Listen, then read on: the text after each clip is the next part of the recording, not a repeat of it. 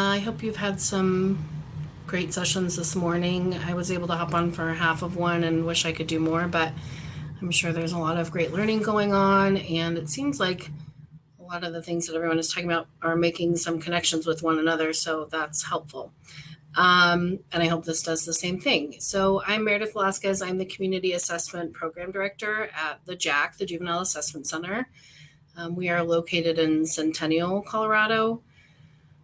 We serve Arapahoe, Douglas, Lincoln, and Elbert counties, which is a fairly large service area, but our assessment center is kind of vast in what we do, and I'll explain that in a minute. So I really want to provide an overview of what assessment centers do. And obviously, you guys probably want to know who the heck am I and what do I know, but I am a licensed clinical social worker and a licensed addictions counselor. I have spent most of my career here at the assessment center building out a clinical prevention program. I started in residential centers and community mental health and schools, and then landed here about 14 years ago. So assessment centers has really been my main focus, and it's also a nonprofit, which is kind of a different world, and within the juvenile justice realm, which also has its his elements as well. I think it's important to know what assessment centers are, our evolving purpose here, and all the communities that they're in. I want to outline the importance of comprehensive assessments and as that compares to what an intake is, and how really perfecting that can make a difference for empowerment or engagement for families.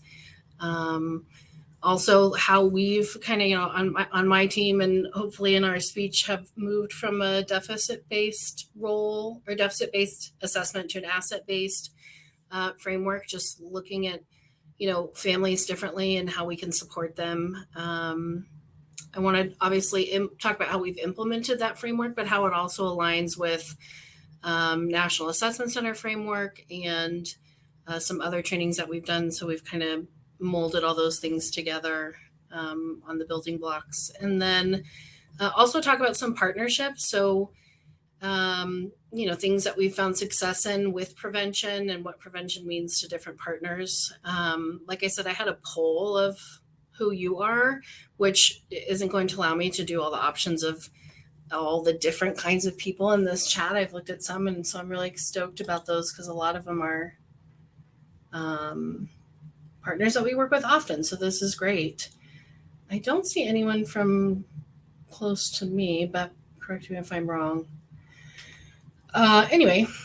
Okay, so those are our objectives. Before we get into anything really serious, I want to think about the year 2000 because life was more fun then, and we had just gotten through Y2K, and we got a cell phone, and all these things were happening in the world. It seemed easier thinking back, but obviously some things were different. I'm using this as a reference because it was the year our assessment center opened. So if you think of how different the world was for you, what your life was like, what your job was like, maybe you weren't even in the field yet, which I can imagine. I actually wasn't. I didn't graduate high school yet, but life was, I guess, easier because I was in high school maybe. What did the landscape look like? What did, the climate look like? What was the environment like for us and the youth and families that we work with as well.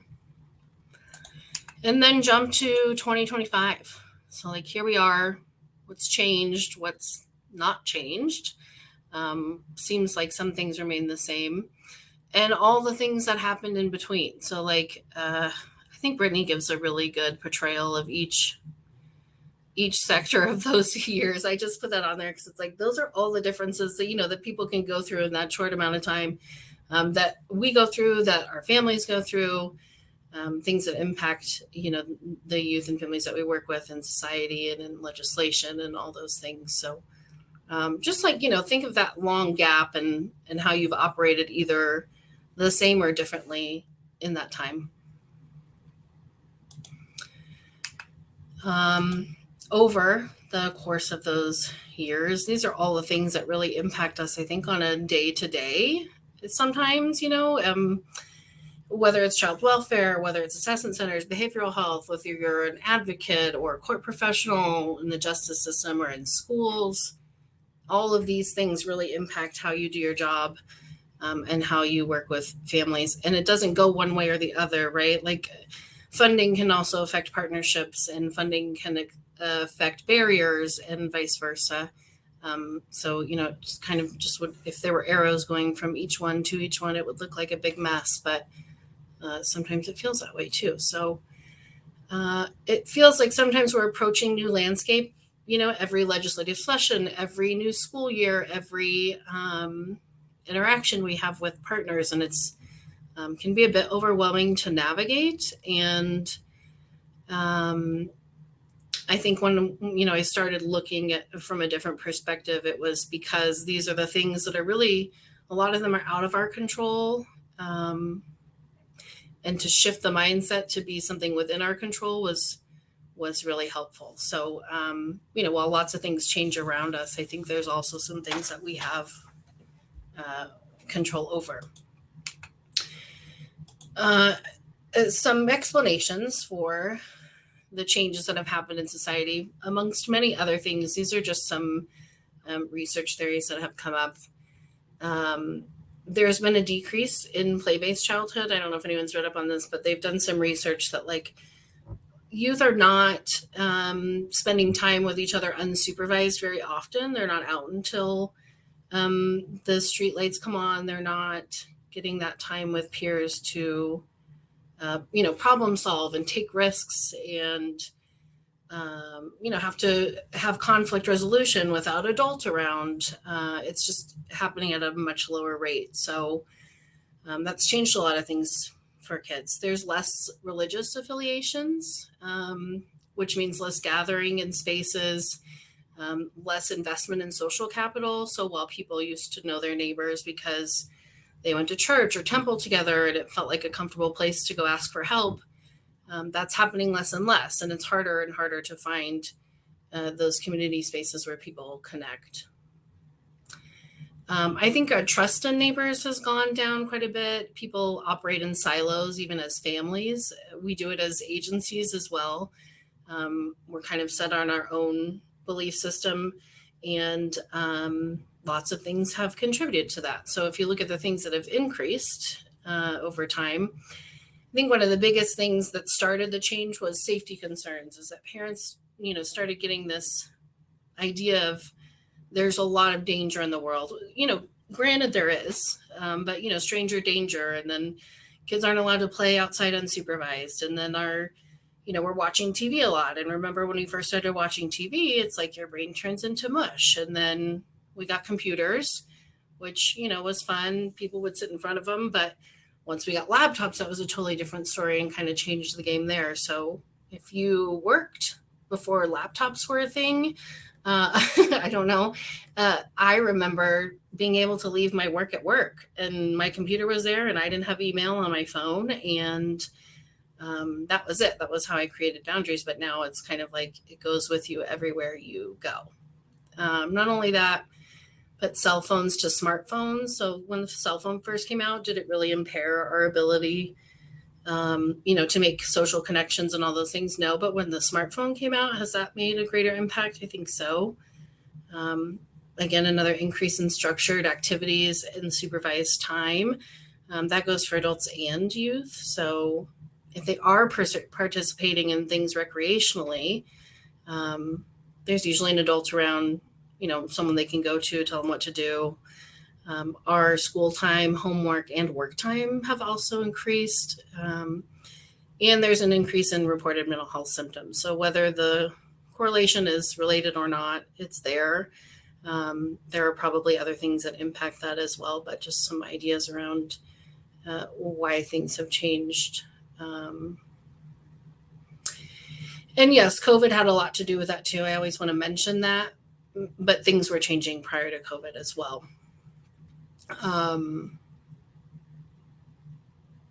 Yeah, that's all I wanted to say there.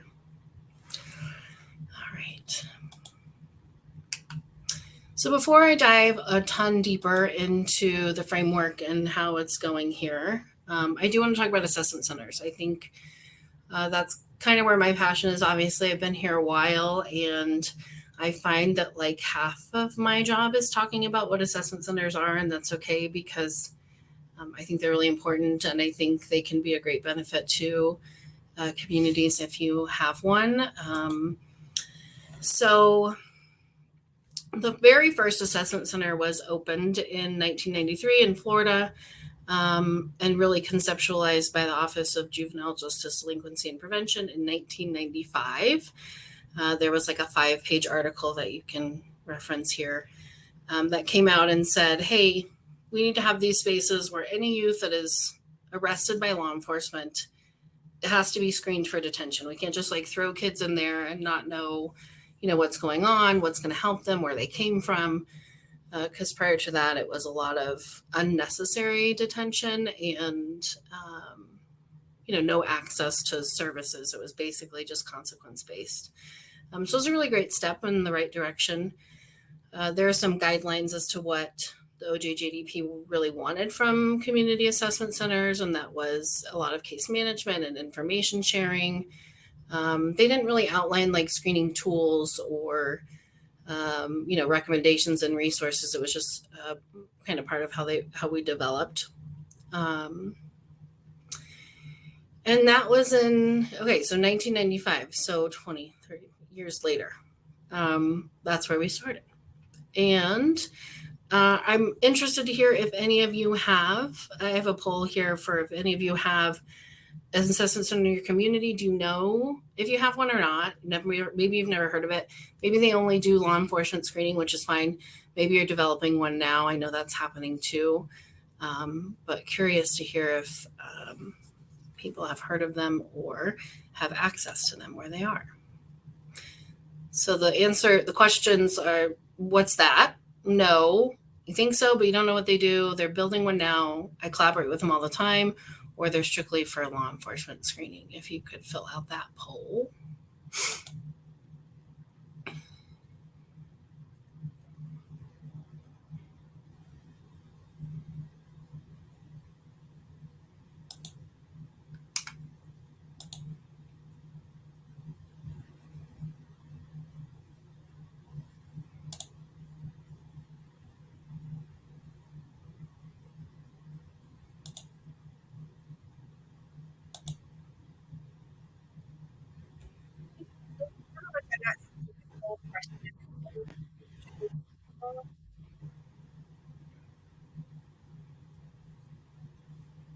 All right. Do you know, do the answers just pop up, or is it? There we go. Thank you. What's that? I think so. I don't know what they do. Okay, cool.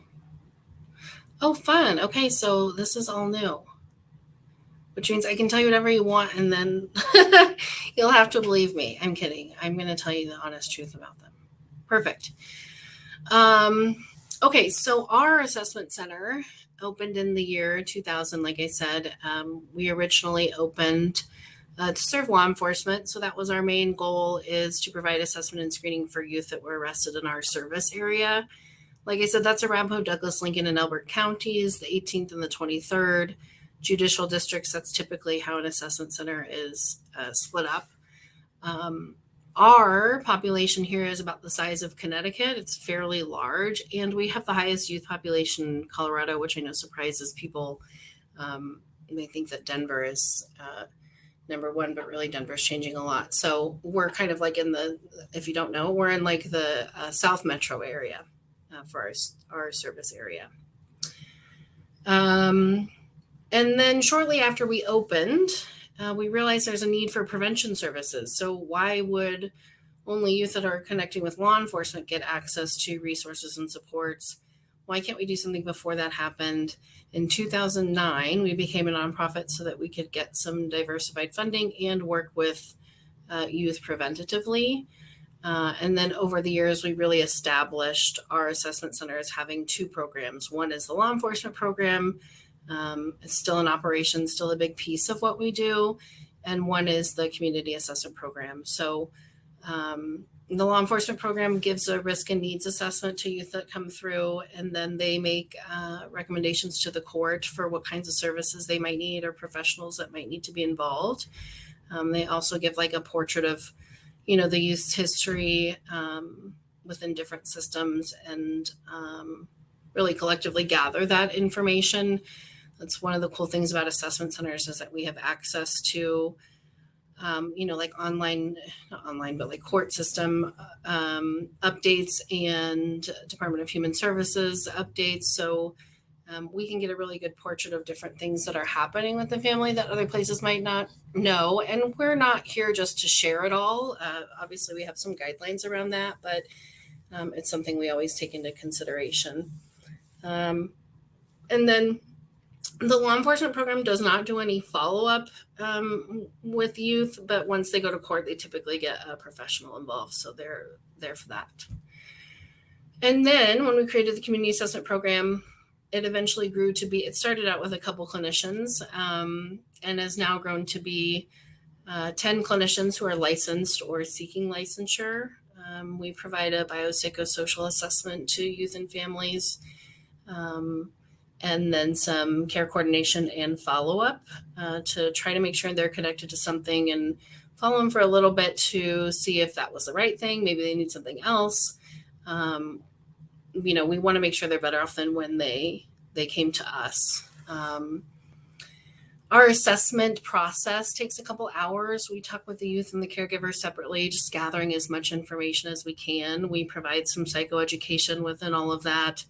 And while it's not a diagnostic assessment, we can recommend a level of care or give some information about, symptoms they might be having. We have some screening tools that we use that we're very particular about how we use them. We try not to be reckless with some of the screening tools, but they're very common, like the PHQ, you probably get that when you go to the doctor about depression or like the SCARED. We have actually access to over 50 tools that we use, but we don't use those with every kid, and they're on a case-by-case basis typically. So we're screening for trauma and school refusal and trafficking and,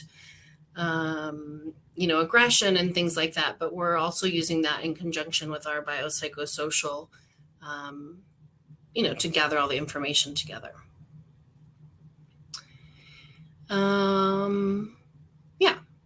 So last year, our community assessment program served about 1,000 kids, and the law enforcement program served about 500. Obviously, the landscape has changed over time, and our initial goal going into building a prevention program was to, have more youth coming in through the voluntary side, because the community assessment program is voluntary, and less through a law enforcement program. I think that changed really quick over COVID, but it happened, and it continues to happen every year. So we're happy about it. There's just, again, lots of legislation and other things, like I mentioned earlier, that impact those things too. There are about 80, a little bit over 80 assessment centers across the country. The likelihood of you having one nearby is probable. They're always working on different programming. So what works for us here may not work for people in San Francisco. They're doing totally different things. And I'll talk more about on a national level, what the framework looks like and what different centers are doing.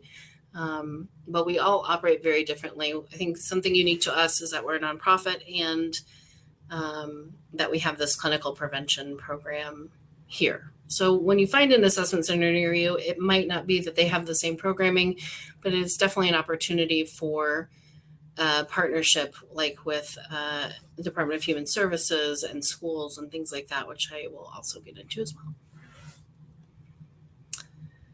All right.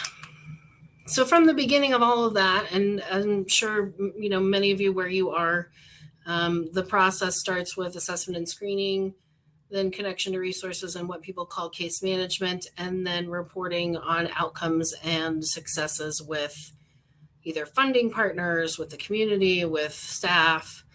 That seems to be the basis of what we do, of our purpose, which is fine. I think it's great. It's just the ins and outs of all those things and how we're doing it makes a difference. So through all that time, we always remain really resource heavy. Like the word resources is thrown around like an umbrella term. It means so much that if it's used so generally, it's basically just saying to somebody, they need something that I think they need, and can you give it to them? So I don't know if any of you ever get this email or send this email, but it says they need resources. I can't tell you how many times I've gotten this about families. It's basically the message. And it's like, I have to ask 10 more questions to figure out what they're really honing in on. What are you talking about resources? Are you saying, they need access to basic needs? Are you saying they need tutoring? Or what are you saying? Just name it. Because just throwing a bunch of things at people doesn't help. It's not engaging and it's not meaningful to them. My idea is like if resources were enough, if the unicorn resource was out there, we'd be out of a job, but it wouldn't exist. It's not going to give the same, long lasting change that we really want for our communities. We want them to be healthy and we want youth to be happy. And that doesn't lie outside of what's internal for these families. So I like the quote that people don't lack resources, they lack control over their own resources. So someone coming in and saying, hey, this is what you need is not as meaningful and engaging as saying, hey, look at all these great things going for you, which goes along with the framework. Let's build on those. So I always think of, I'm a huge Wizard of Oz fan. So now you all know I'm a Wizard of Oz fan and a huge Britney fan. That's just like me in a nutshell, I guess. But I always think of, the wizard has no real power. Every time people talk about the wizard, I'm like, he was nothing. The power all along was in Dorothy, and she created this community along the way, but they're like looking to some, big guy in the sky to answer all the problems. And that's just not a reality. And I think sometimes we get kind of caught up in that. We're looking at things that maybe used to help families, but maybe they don't even exist anymore. You're assuming that a service is going to be a fix for youth and families, and that's not the mindset that we should have about fixing people. So that's just my comparison. It's something I came up with in my head. It makes sense to me in my head, but maybe if you watch The Wizard of Oz again, you'll see what I'm talking about. I really want to just use it to highlight how the strengths and the building blocks for the framework are some things that we have a great success with building on, focusing on those things rather than outside resources. And when I say we operate in a deficit-based model, this feels like what families are kind of going through and what we're going through as agencies and, people that work within these systems. So we get a family, they've been referred to us for something, which, in the beginning already means, okay, someone said, you know what, I can't help you. Here's someone else that might be able to. And then they come to us. Then, there's agencies that provide assessments based on these evidence-based screening tools. And not to say that they're not all accurate, but they really focus on what's missing for this family. And they create these care coordination plans to box people in so that it's easier to conceptualize hey, they're really lacking in education. What can I put in place there? Or they're really lacking in mental health supports. What therapists might be good there? You're coming from a place of bias that that's, the main practice, that what you do when something's wrong, rather than focusing on things that the family think is going well and building on those to prevent other risk factors from coming into place. We're duplicating services. I don't know how many of you sit in meetings quite a bit with the same professionals, just in different facets. It's we're giving the same ideas, I feel over and over again. And families are also sitting in front of them. So it's you've got a team of 7 or 8 people in front of you that are trying to fix what's going on, or, really we're trying to problem solve and brainstorm. I'm not sure it comes across that way. It seems like it creates the system fatigue for us and for families. So they get burnt out on things before we can even find the right thing. There's long wait lists for different things. There's staffing shortages, there's funding issues, insurance limitations, and all those types of things to navigate, which families definitely need help with, but they don't want to engage in that over and over again. So I think the value of doing an assessment and doing it to full scale rather than saying your intake is an assessment is really important, because if you're getting it right the first time, it's going to be more likely that the family engages when the right thing comes along, rather than having to try with all these things that didn't help them and then try again. I see like a Q&A. Do you know of any assessment centers co-located with family resource centers? Actually, yeah, that was Roger.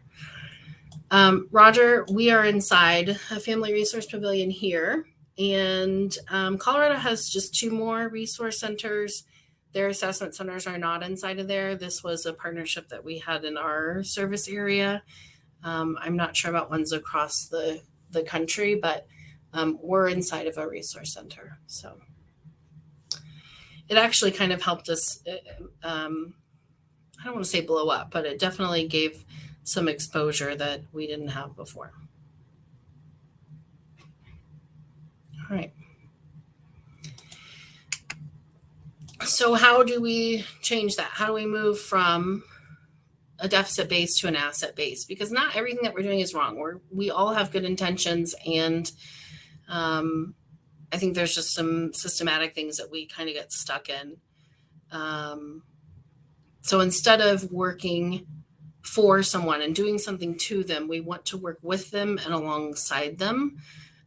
We want to build on what we already have in our community and create the support and resilience and long-lasting effects for youth and families, because we're a part of that too. We're healing our community together. If they're a part of our community, then we have to do it with them.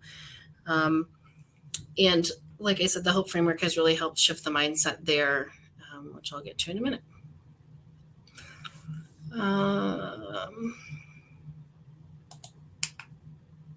Okay, so when we focus on risk and needs only, like I said, our law enforcement program, the assessment tool that they use focuses mostly on risk and needs. So basically, like, where are the gaps for this family?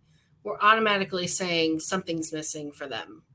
While those things are important to know, if we need to make some adjustments, they don't define a family and how successful a youth is going to be. So instead of building something, we're trying to fill holes that have sometimes been dug for generations, right? Like, we have lots of families that have generational trauma, and in the past, whatever has happened whatever has been attempted has not worked, because it's still continuing to go on. So some things to think about within your own agencies, and maybe your process and how you approach families and the information that you get. When you're thinking about risk, what constitutes risk? Because adverse experiences doesn't mean someone is riskier. It means more things have happened in their life. What do your assessments focus on? What's the language that you're using? Is it deficit-based? Is it asset-based? Are we putting more focus on needs, or are we putting more focus on the strengths that they have? How are we presenting it? When you're writing up a summary, if that's what you have to do, or case notes, or in a consultation, how are you sharing that information with others? And your solutions for families, or maybe the supports or resources, are they internally or externally driven? Are you looking at all these other outside agencies to pull in the support, or trying to empower families? And obviously not all these things are attainable all the time, but it's really just a shift in a few things that can make more of a difference. So I do have a poll here as well. If you think about the assessment tools or intake or process that you all use within your own agencies or practice, are you really focusing on deficits or assets? And I mean, honestly, be honest, because I think, if I know some of the screening tools that you guys use, because we use them too, they just don't seem super asset-based. So if anyone has examples of screening tools they use, you can type those in the chat as well.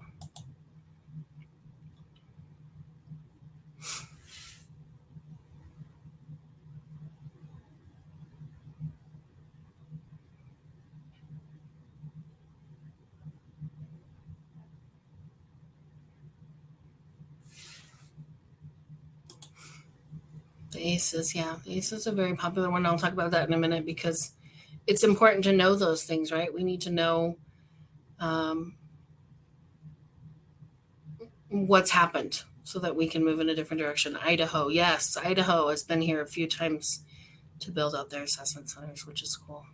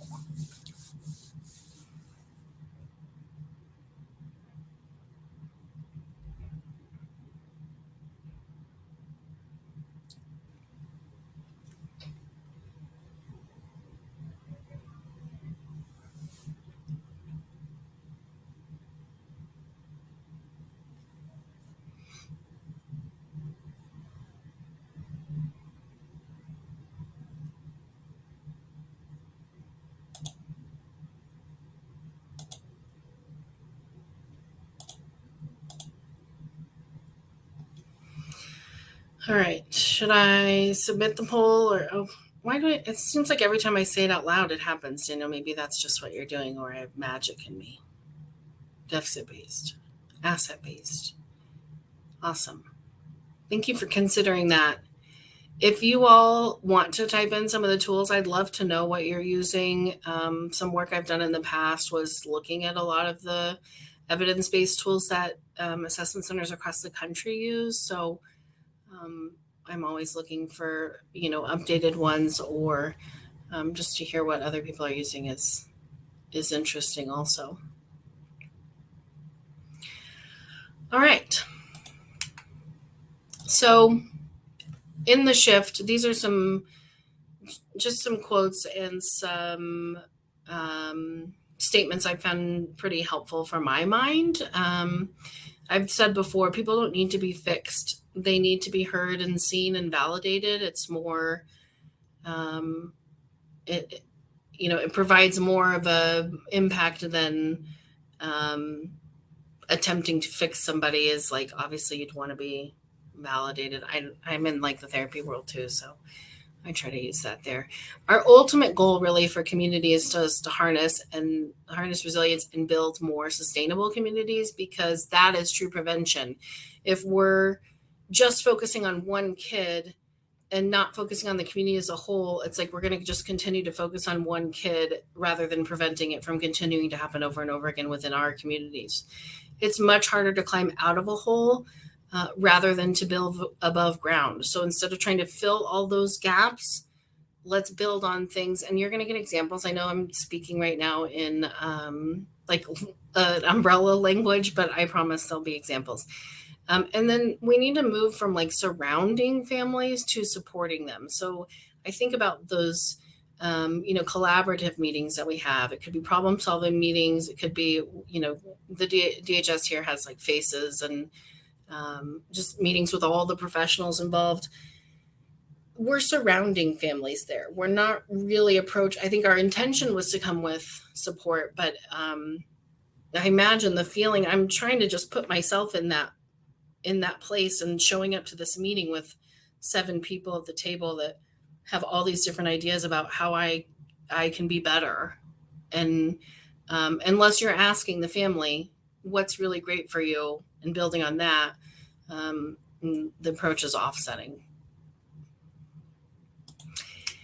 And then another approach that I use that I think, came out a few years ago and has been expanded upon a little bit, but moving from trauma-informed care to healing-centered engagement. There's an article on it here. And then there is a training. It's just not widely spread at this point.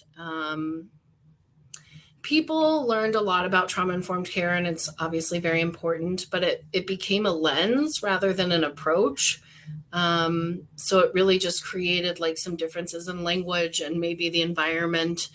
And it's almost like this healing-centered engagement takes it one step further. So it's culturally rooted. It contributes to the healing and well-being for young people by healing communities. Like I said earlier, kind of just reiterates the fact that like we're all in this together. The cliche saying is like these kids really are our future. Like they're ours, all of them. So even if you're a professional in this community, eventually you will be impacted by, how the world turns out. You want to engage people, families, youth, as agents of their own well-being, and then add what's right with you. So, we went from, gosh, what's wrong with you to what happened to you, right? That was the whole Oprah and, gosh, who was it? Bruce Perry. It went from what's wrong with you to what happened to you.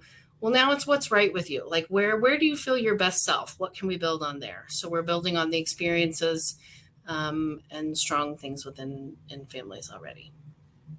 And really finding those. I think the big piece of that is obviously identifying them and not just assuming that they're there.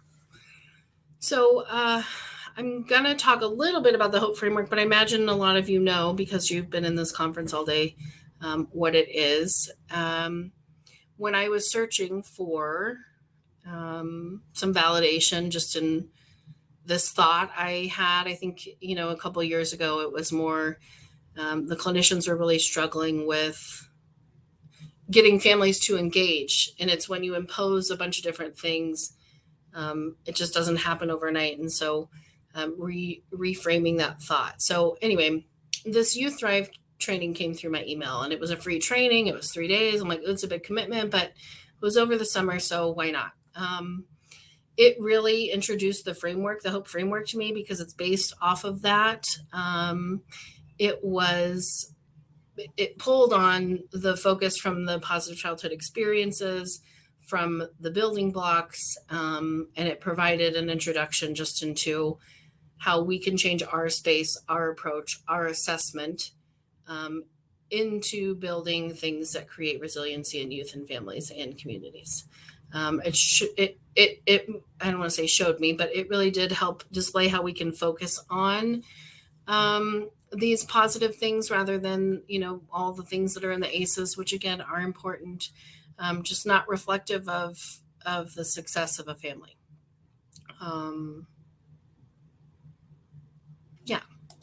We'll get more into the Youth Thrive training itself. So I know this infographic looks really small. I mentioned it earlier, but basically the impact, if you're having more or putting more effort towards building on the protective factors, which you'll see came straight from the positive childhood experiences, if you're building on those things, in turn, you're going to reduce risk factors and increase healthy development and well-being, instead of focusing on the risk factors and filling in those gaps, not having an effect on building protective factors and healthy well-being. It's kind of a cycle that, like, if you come at the approach from a different way, it seems like that's what we've been stuck in as a deficit. So the protective factors are youth resilience, social connections, knowledge of adolescent development, concrete support in times of need, and cognitive and social emotional competence. The training itself was kind of key in implementation. I think it gave like a really great background, but obviously there was some work to do after that. It was just an introduction to the framework, and some other things to implement as well.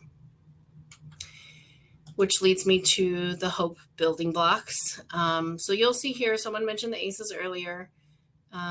When the framework went from, the HOPE framework really said like, hey, we've been focusing on these ACEs for a very long time, right? These adverse childhood experiences. Let's start focusing on these positive childhood experiences, and are they offsetting those things? You'll see on this slide, it's called the Pearls. So I am not a huge fan of the ACEs. There's a lot of missing events that are traumatic for people from this. Is there going to be a tool that encompasses everything? No. But are there things that we need to consider in all of this that aren't here on the ACEs? Yes. The study is outdated. I don't know if it was really, in my opinion, like validated that well. It was done with like a small group of people with Kaiser Insurance in California. So, that seems fairly limited. The Pearls adds related life events, so they are not factored into an ACEs score. It's still being studied, but we have youth and families fill out those as well.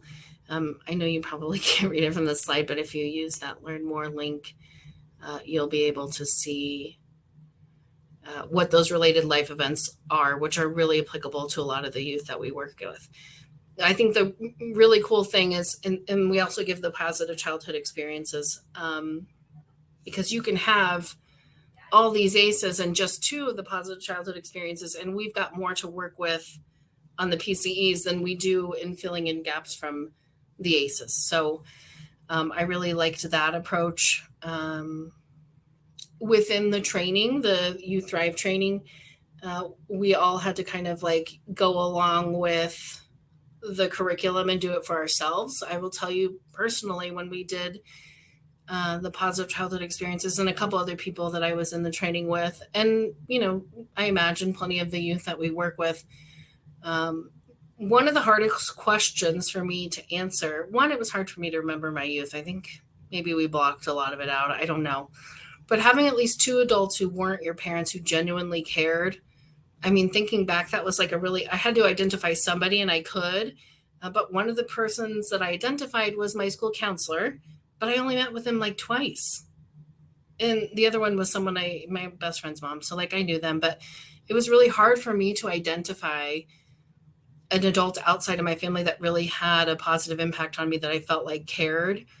That's something that as a community we can all do. It doesn't have to be a professional, it doesn't have to be an advocate, but it could be like your neighbor's kid or something like that. I really liked the framework because I think it gives us all the responsibility in increasing these things. And, while it's not easy, it kind of shows how accessible these things are. Okay, I want to make sure everyone's still with me. I'm just going to go back to the understand the ACEs. Seems like it was necessary before we could come around to prayer. Yeah, absolutely. I mean, just them coming out with something like that was probably monumental for its time. Okay. Collective caregiving. Never heard of that. That's great. What's strong with you? I like that too. Okay, cool. And then someone said, I love that slide. I don't know which one it was, but I can definitely send a link to my slides. I'm not against that. So I'll have my email address at the end if you'd like it. Okay, great. I just want to make sure everyone was with me so we can go forward. Yeah. Okay, so the framework, like I said, it really focuses more on lasting effects.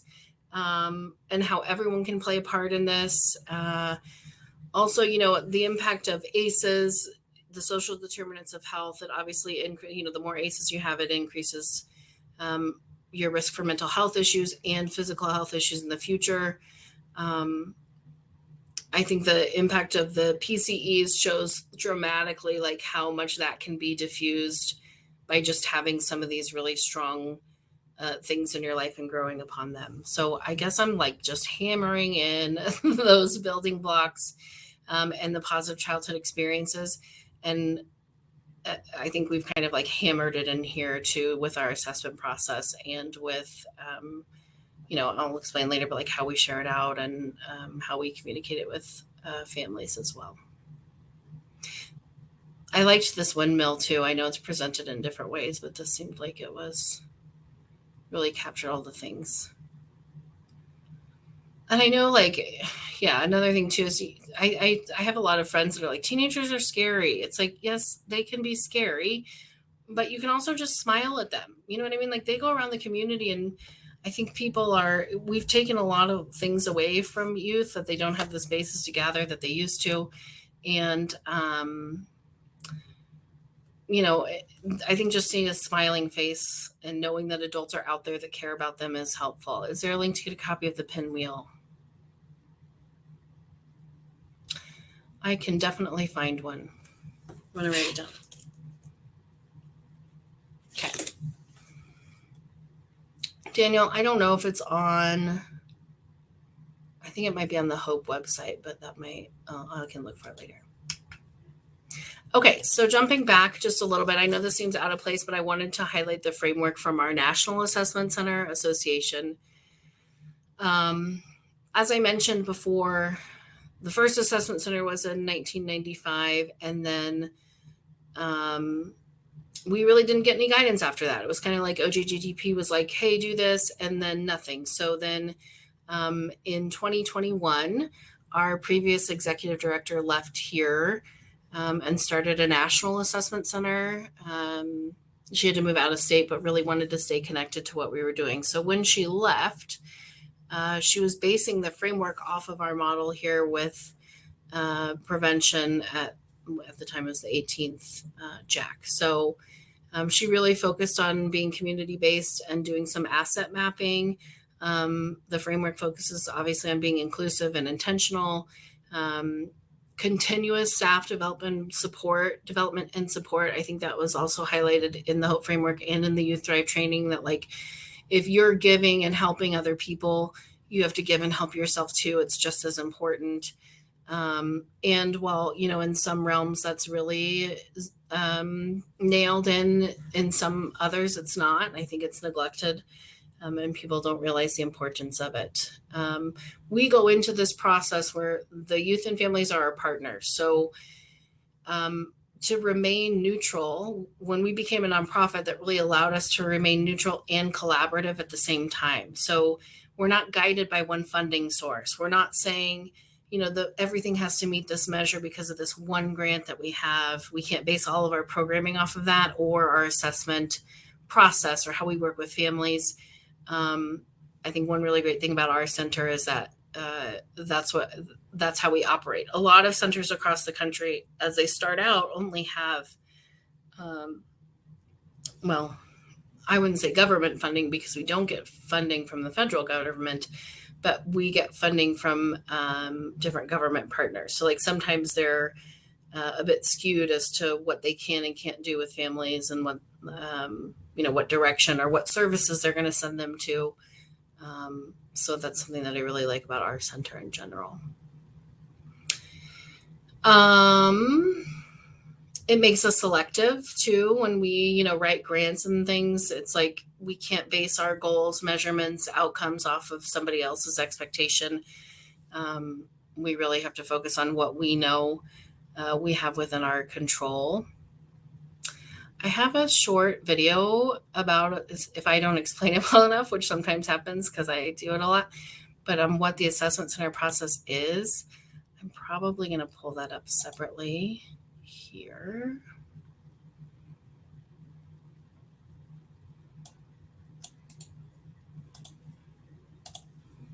And then share that.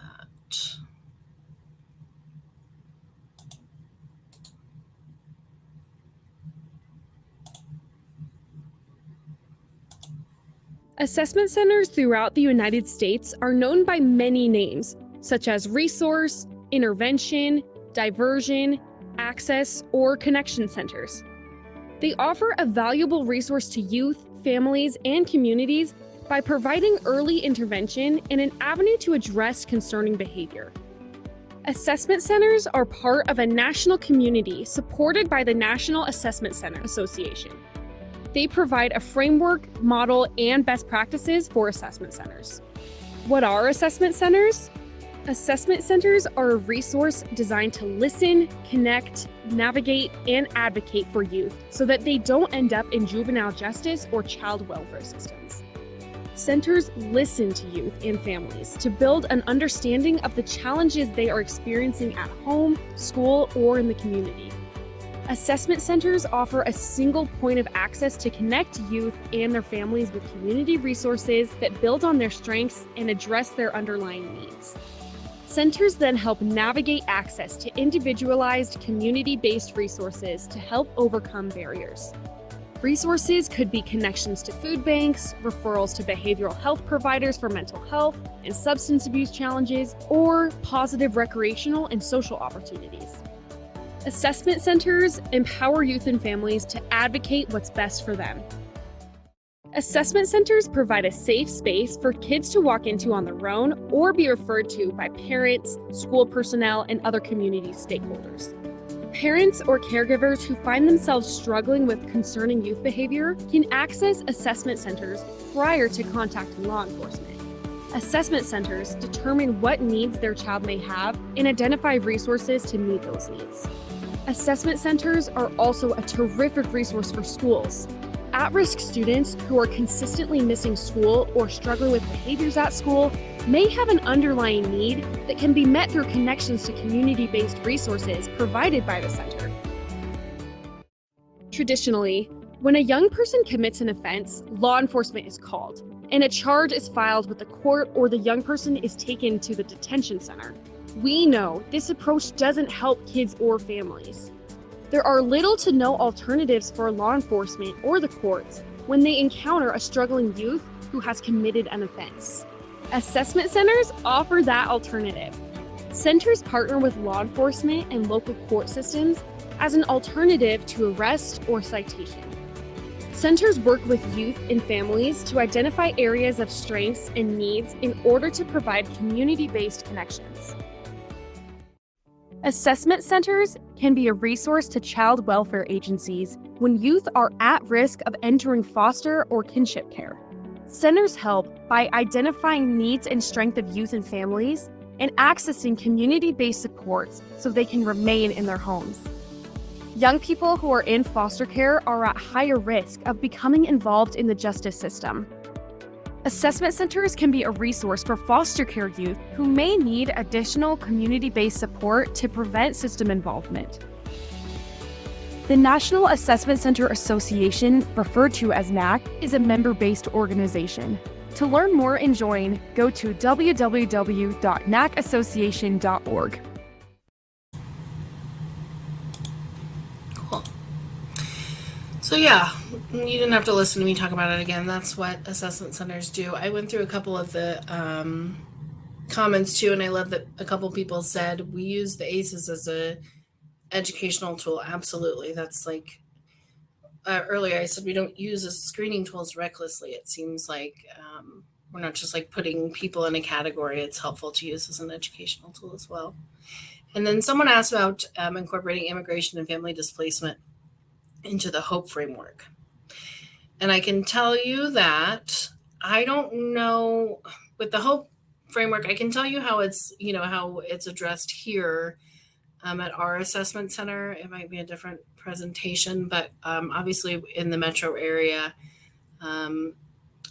Aurora itself, so Aurora is one of our cities here, is one of like the top 10 most diverse cities in the country. One of the school districts there speaks 216 languages. Right now, the climate is much different than it was 2 years ago for immigrant population.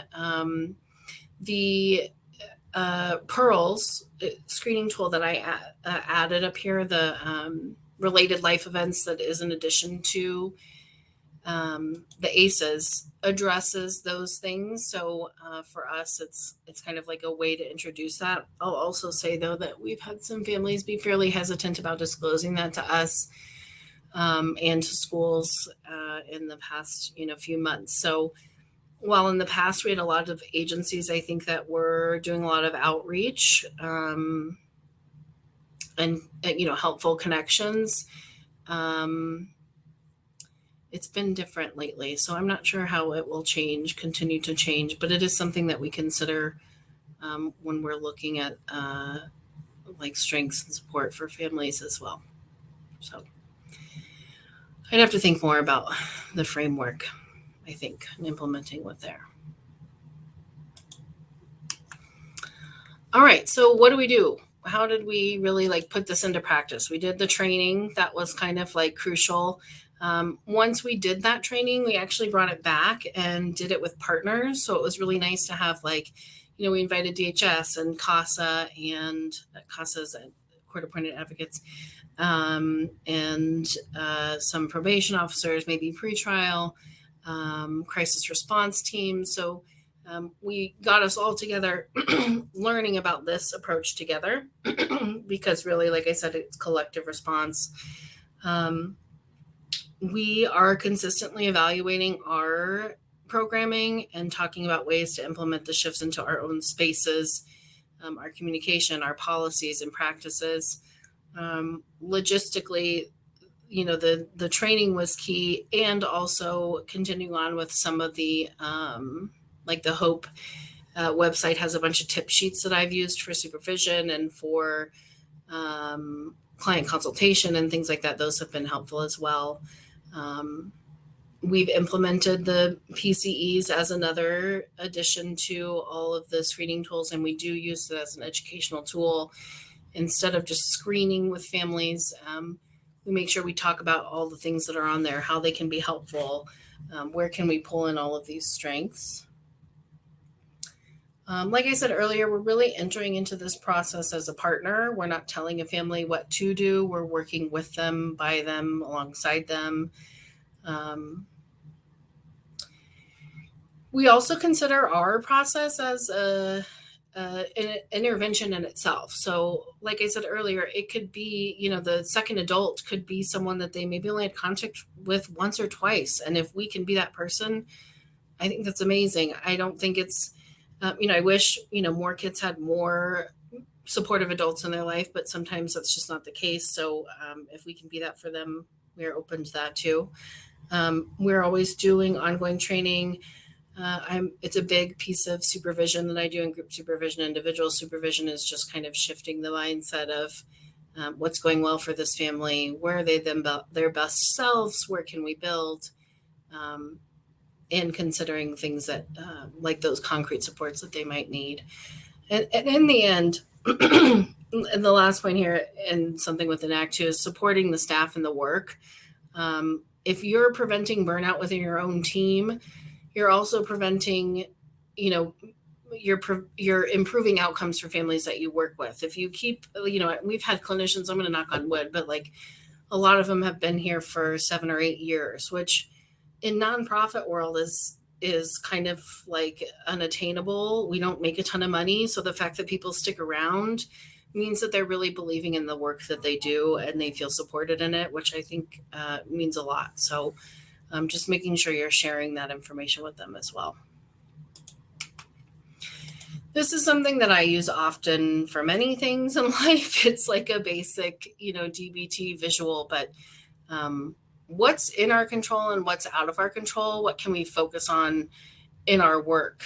And I think a lot of the things that are in our control are that time that we have with families when they're with us, and the impact we can make, psychoeducation that we give, the clinical skills that we use, what are our intentions, how are we sharing the information, where I put my energy and effort. And then the things that are out of our control, are lots of things I think that we get caught up on.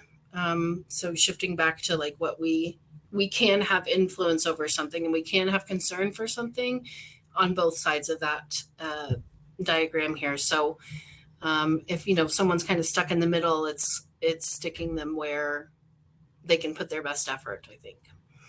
I use this for personal use and just in general. I think it's important to say what's in our control and what's out of our control for ourselves and for our families. There are lots of systemic things that our families face that we also face. I think acknowledging those is really important. And, if a family is thinking of something that's either not accessible, not attainable, not in existence, if we shift them and start from a place that they can work from, it's much more impactful and we'll have much more engagement. Would you consider your assessment centers family resource centers, or do you partner? We partner with them. We are not a family resource center. The Family Resource Center Association, there's a couple here in Colorado that fall into that, but we're not in ourselves a family resource center. All right. And the second piece of putting it into practice is more on a macro level. So calling in our partners, we can't do this work alone. Families can't do it alone. And quite honestly, schools and probation officers and caseworkers and advocates can't do it alone either. We all have to come together. So when we identify the strengths and supports, no matter who it is, it could be the school security guard, it could be A neighbor, it could be a coach, it could be when I say neighbor, like one time it was a teenager to like a 9-year-old that was helping them, cope mentoring through basketball or things like that. So we're calling in as many people as we can because that's how community works. We work in prevention as much as we can. Prevention means something different to every family and every agency. So it doesn't mean they haven't hit any system yet, but it does mean that they haven't engaged in the right thing. So we don't have like a threshold for eligibility here at our assessment center. We're not going to over assess a family or anything like that, but we will always guide them to the next best thing. We don't gatekeep services from families or partners. If there are, resources or ideas or other programs that we know about, a family doesn't have to come through me to get that. I'm happy to share that information out to whoever wants it. I know some places have to operate differently just because of funding and things like that, but I want everyone to have all of the knowledge. I don't expect everyone to be an expert, but yeah. We seek out partnerships and referrals from lots of different agencies. So most of our referrals come from schools and courts. But families can also just call and access services with us, with the community side. And we're always open to new partnerships and things like that. We don't say no to families unless they're really like far out of our service area, just because we don't want to randomly connect them with something we don't really know about. We also changed the way that we frame our reports that we send out, and we send our reports out to a lot of partners. We really highlight the strengths and barriers and cultural considerations for families. So if we get a referral and, maybe the school counselor said they need this, this, and this, it's like, okay, well, we have to consider all these other things that are in play and what can we build on that they already have, rather than implementing all these new things. That can be really overwhelming too for a family. So we got to work in steps as well. And we do co-locate. We've had clinicians that work out of schools and one office based out of the Department of Human Services. We also meet families in the community. So it could be at a library or rec center or something like that. We really find that families like our neutral space. Sometimes if they're having issues with the school, it's not the best place to do an assessment. And when we've had clinicians that had their office there, they were kind of pulled in different directions. It took away some of our neutrality that I mentioned earlier. That's really important to us. So we're hesitant to having someone in these spaces all the time, but it's definitely something we do to eliminate barriers for families like transportation or scheduling.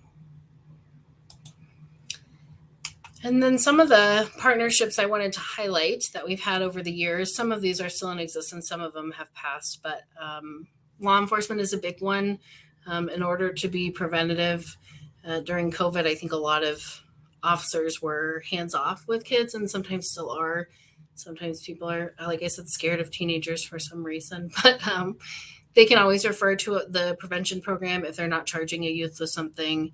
The district attorney's office, we have an MOU with them. So any youth that is receives a letter in the mail saying they got a new charge is advised to come here to see if they qualify for a diversion from a higher level of care or supervision.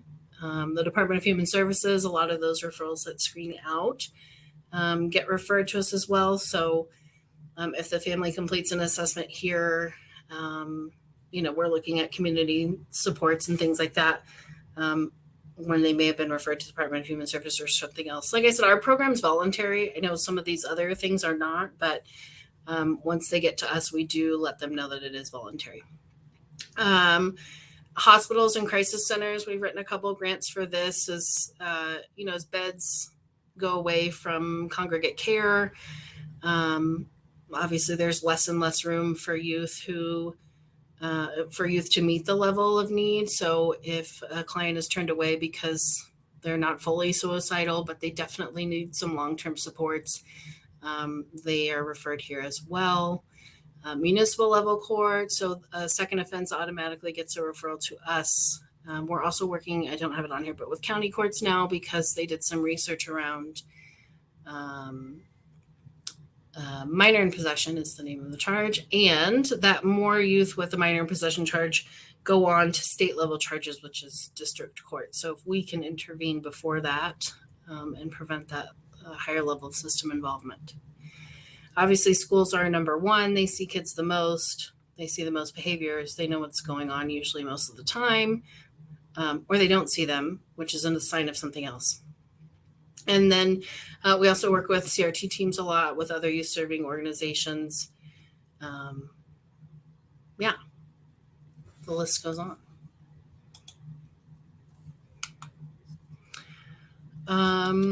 This is just a basic shift in language. I think it's really important because your language affects the way that you think and vice versa. So, we obviously can't do all these all the time. And sometimes we're correcting language about everything. And we get hung up on things that might not matter to a family. But the things, that change the shift in our thinking matter to me. So like a couple of the ones I put on here that I feel like have a big impact, and maybe you resonate with other ones here, but when people use the term case management, and I'm sure I've done it in this presentation because I have to correct myself often because it's so commonly used, but that's deficit based. A person or a family, they're not a case, and we don't manage people. The term just kind of like throws me off. So I try to use care coordination as much as I can. We also try to use person first language. If somebody has asthma, you don't say they are asthma. You say they have asthma. So if they have depression, you don't say they are depressed. They have depression. I think it's always best, if you're thinking about language, however the family identifies themselves, individually, if I work with someone who has alcoholism and they're involved with AA requires you to say, I am an alcoholic. That is part of their identity. So they might push back on that. So I'm going to use whatever language they want. But if I'm describing the client, I'm going to say they have alcoholism instead of using disability first. That's just part of their identity. If you have any other ones that you kind of like use to reframe, I know people mentioned some earlier. Feel free to throw those in the chat. I'm always open to different ideas. But and, I'm really trying to replace but with and. I think that's an important one too. And then we come to third spaces. So I'm reflecting back on all those societal changes that have happened in the past and all the places that we've taken away from youth to gather, to hang out, to learn, and really put them into more supervised space. Or more isolation, really. But a third space is a familiar public place. You can connect with people there. That's where we, if you're looking at the building blocks of hope, it's really where you build social connections and emotional development. And there's lots of different things, different benefits that come from that. Individually, you're decreasing isolation and solitude. You're exposed to different people. I think that's something that's been less and less over the years. So you have maybe more of an understanding of somebody that might be different from you. As a community, we can gather and organize there. It's how we spread information. We make decisions together. I think virtual spaces during COVID obviously helped us stay connected. And I'm not saying that they're bad things. I think they're okay. But I still think it needs to come out and be, within the community that you live in and how it impacts you, because you're going to be more impacted by the community that you live in than your online community. So yeah. And what else do I want to say about third spaces? Oh, yeah. So one of the things that's been just diminished over the years is like where people can gather, without being questioned about what they're doing or ticketed for loitering or scooted along or things like that. I think, like I said earlier, kids don't really feel welcome in lots of spaces or by adults. So just makes things harder for them sometimes. So with that, third spaces. These are some obvious and not so obvious examples of them. There are plenty more that are not on this list, but some they can be, non-conventional, creative, completely obvious, like a library. Some of the creative ones that I've seen over time that have been in our community lately are community banks. So trading either like goods and services for, other goods and services rather than a monetary thing. School-based health centers can be a third space. Schools in general can be a third space if they're used appropriately and offered to partners. Families might feel a connection there. Community-based learning for youth can create some rec centers, different small businesses in the community, small business owners. The list kind of goes on and on here. We have some cultural centers here that also do storytelling practices, because in many cultures, that is how people share their morals and their values and, ingrain them in the generations to come. Block parties, restorative circles, whether that focuses around justice or not. There are lots of youth-led events like that in certain places where I am. So the next poll invites you, it's a Mentimeter. There's a QR code on the screen. If you can enter, I think it lets you enter up to 5. Maybe some third spaces that you're connected to now, or maybe you were connected to as a youth.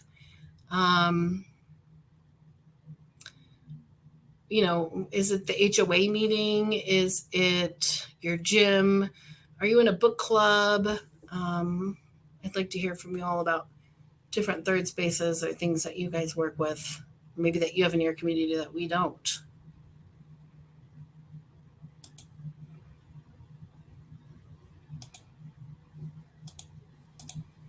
Make sure this comes up.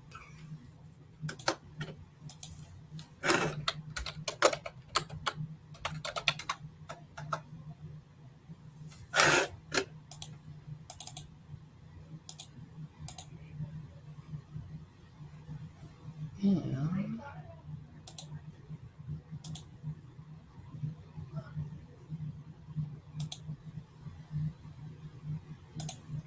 Pull it up here.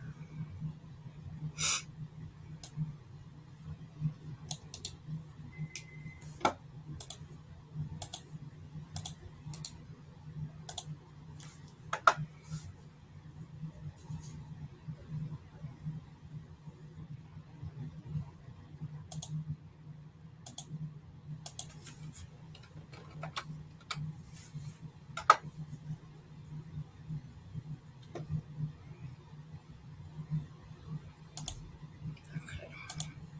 I'm getting there, I promise. Sorry. All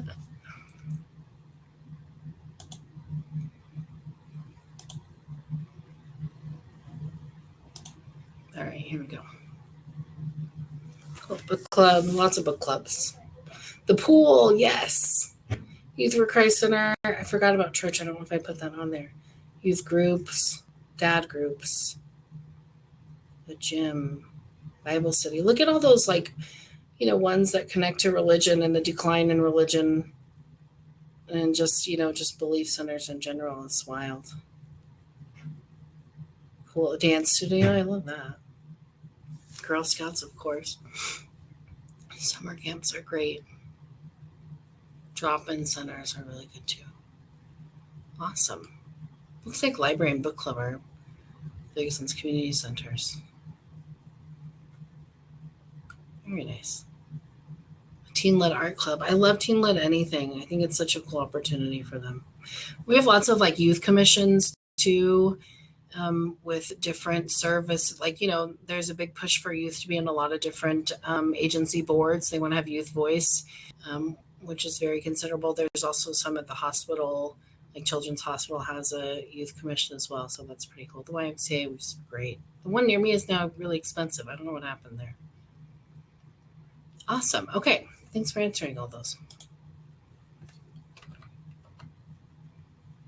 Up to sharing.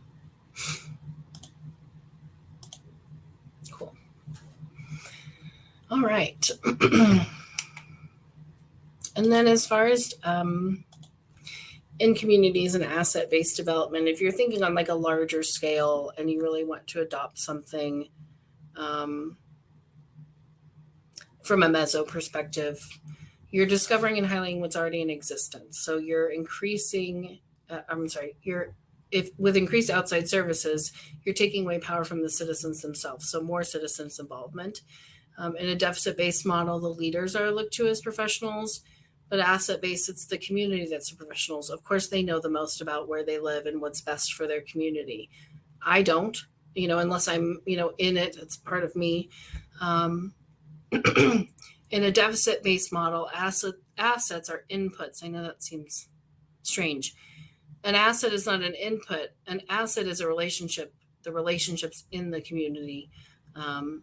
In deficit-based, money creates the resources. Money will fail us. We can throw money at so many things and it's not going to fix it. In asset-based, relationships are the key resources. They're more sustainable over time.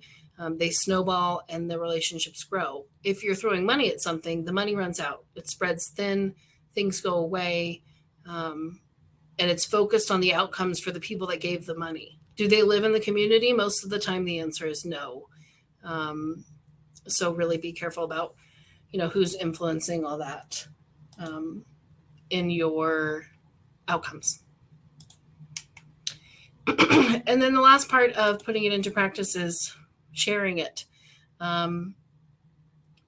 You can have a really positive impact on the people that you work with just by speaking in a different language, by presenting it differently, by really honing in on and focusing on some of the outcomes that you have, like I said, you have control over, that you have an impact on. We gather feedback consistently, mostly on a daily basis, from surveys, from our youth, families, our partners. And we gather all that information at the end of the year and share it out in our annual report. And we have something called the dashboard that we share with our board and with our staff, because they need to see that what they're doing is impactful and that people appreciate it.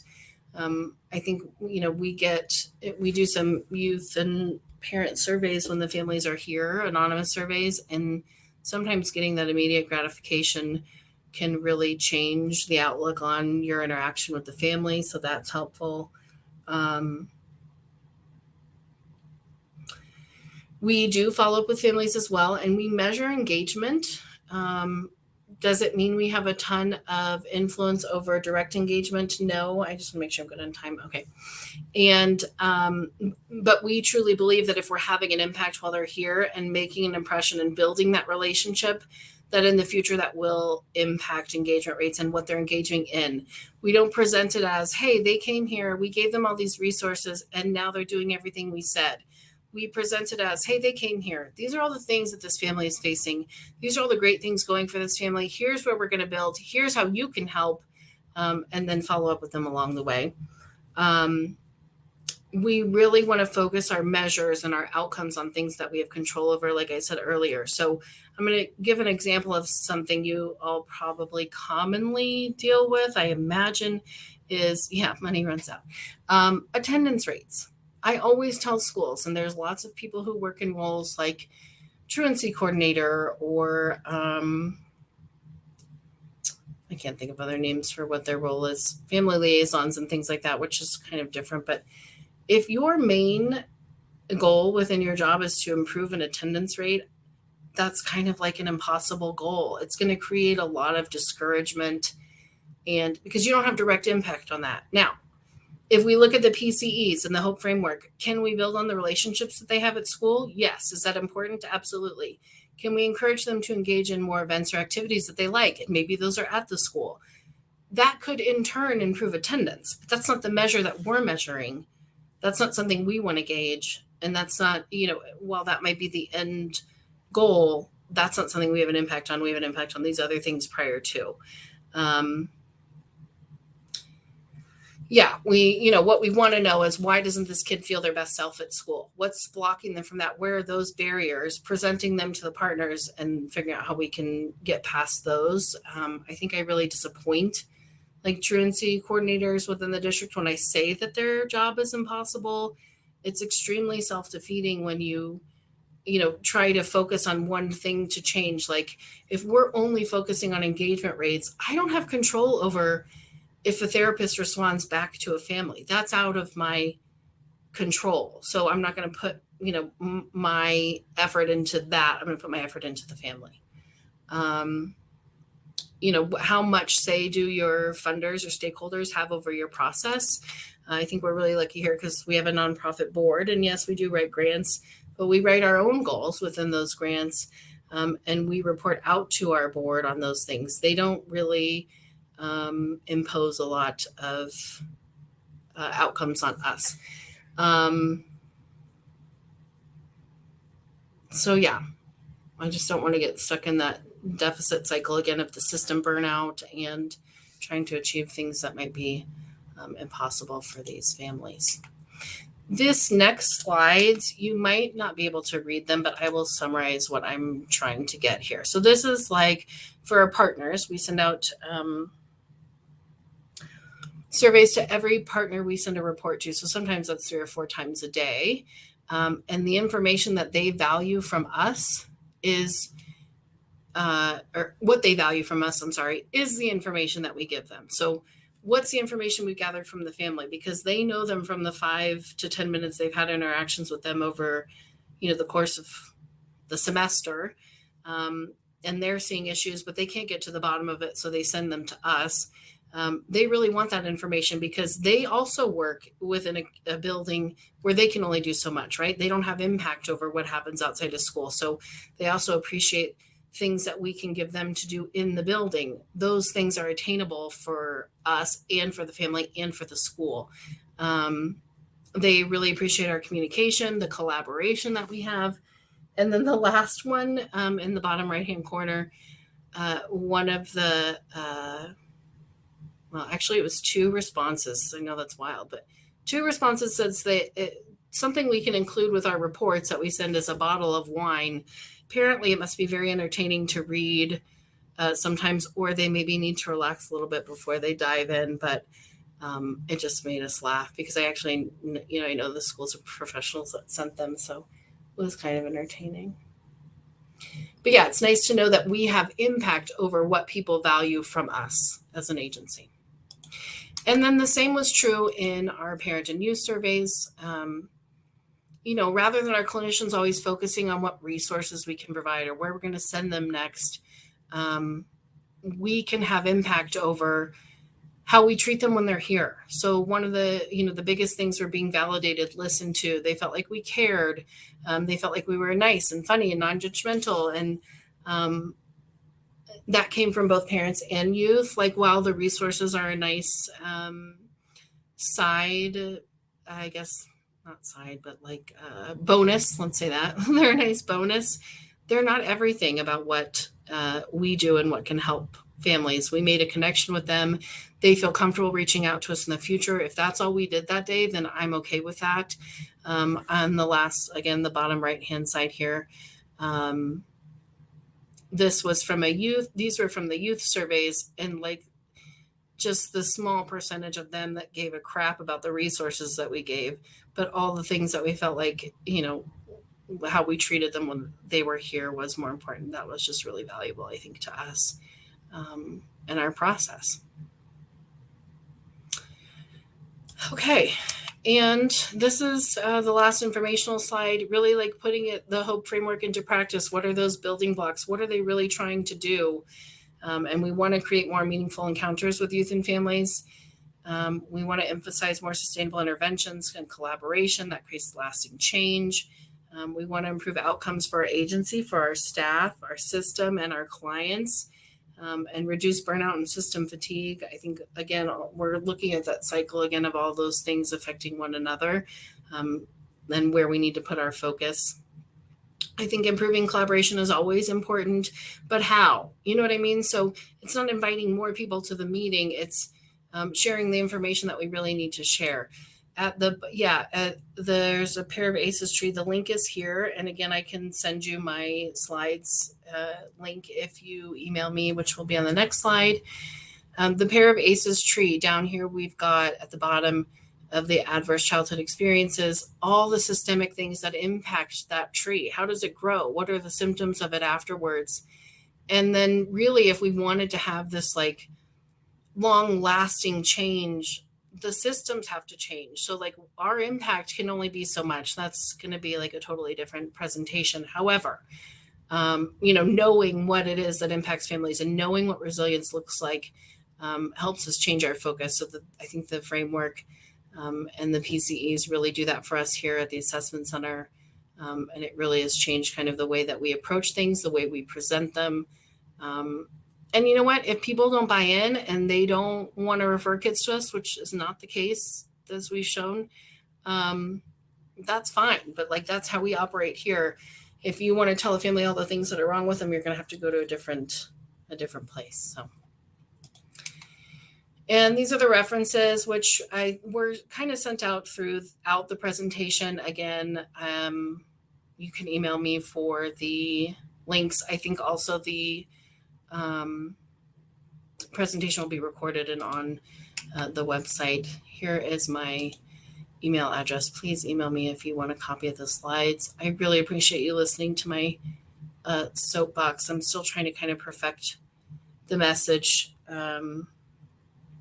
So yeah, any feedback on that would be helpful. What resonated with you and your agency. Let's see if I miss any. I don't know if I missed any questions. Great work, thank you.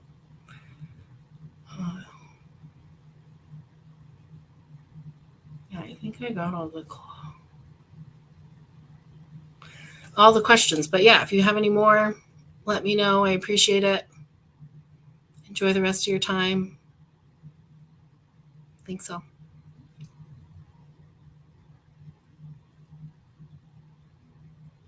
Back to my email. Thank you.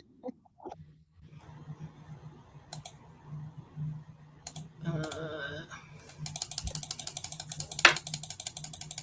can also probably just put it in the chat. That might help.